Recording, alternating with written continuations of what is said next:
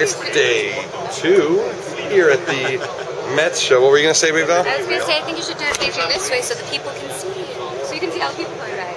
But this is, well, for the ADD friendly, fine. You know, no, because we have a great looking kid here. We have Blaine Robichaud from RBS Robichaud Battens Systems. How are you, brother? Doing all right. How are you guys doing? Oh, we're doing well. We haven't seen you on the Water Anarchy since, Chicago Strictly Sale 2007 or something like that. It's been a while. Well, you're here in Amsterdam at the Mets with a couple new products and a nice little booth. First of all, is this the first time you're here at Mets? No, this is our 3rd year showing. It's a pretty cool show, isn't it? It's huge. Yeah. Completely different from anything back home. Yeah, completely different. All industry, so it's pretty interesting. And it's I mean, you don't have all the consumers, so you can focus on getting business done. And exactly. And I mean, is it constant meetings all day? Yep. Yeah. It's meetings or it's people stopping by to talk. And Robichaud you largely sell to manufacturers, is that right? And sailmakers and we sell primarily to sailmakers in the States, as well as distributors in the States. But in Europe, we're represented by distributors. Right. And what are you concentrating on here? I mean, I know you guys do Volvo 70s and America's Cup, but I think all the way down to moths and stuff. Yeah, we do all size boats, focusing on everything here. So tell us about it. You have maybe one new product, I think. Can you show us that and Sure. tell us about it? Sure. This is our splice that we've been putting together. Actually, first it might be easier to show you on a smaller scale. Okay. This is our splice system. So basically, it's a thermoplastic casing that you can see kind of on a bigger scale right here,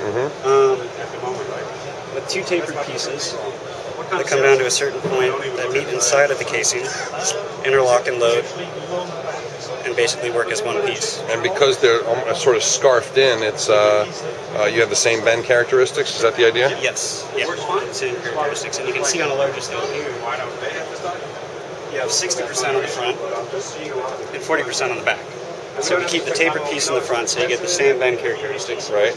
And this is essentially a non-tapered piece that you have in the back. So it keeps the stiffness in the bed. And you would order this when you order a new sail. You'd get this set up so that you wouldn't have to, for shipping. Yeah, it's mainly for shipping costs, so we can keep it under 2.7 meters, which is usually the cutoff for most freight, UPS, FedEx, that kind of stuff. Well, I mean, even they'll only take I think it's 96 inches in the States. I know for shipping, even Melga's 24 sails, that bottom batten is too long, and you actually sometimes the number 2 for the 24s. They can really screw up the shipping costs. You can spend a lot of money. So that's primarily its function is to be able to get things shipped around the world at a decent price. And also, I think from a convenience point of view, also transporting sails around in my car quite a bit. Oh yeah. The big battens are impossible to put anywhere. Oh, definitely. And when taking it out of your sail, if you're putting your sail away for the season, you can break it out and store it a lot easier. What does it add to the cost of a standard epoxy batten? It's a small increase. Again, we do deal directly mainly with sailmakers and distributors, so they do have their price. Sure, they have a markup, I'm sure, but I mean, overall weight, everyone wants to know what it adds to weight and what it adds to cost. Cost, you're probably looking at, I don't know other people's pricing that they mark up, but I'd say anywhere between $15 to $20 in that range on top of whatever the batten is. And as far as weight, there's not a lot of weight. You can see with the thermoplastic, it's this is even larger. This would probably be a better one to look at, and it's super light. Yeah. That's all you're going to be putting onto the batten. The batten stays the same.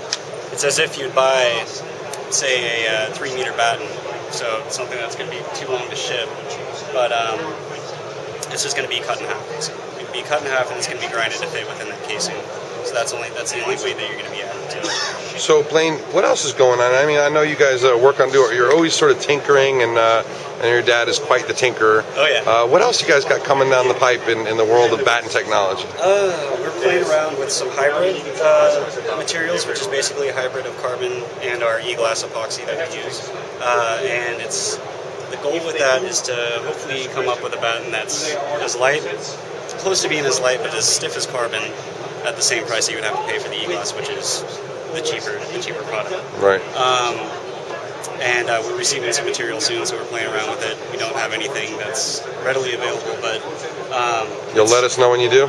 Yeah, we'll definitely let you know when we do. It's going to be hopefully a solid kind of poor man's carbon is what we're looking for. And we like that. We're all pretty poor, so. Yeah, but definitely we're not gonna skim on the production side. It's still well, look, you guys do a great job. You certainly support us and sailing in general, and you're always quick to help out teams, and we certainly appreciate you guys in the sport. Thank you. And I like this here.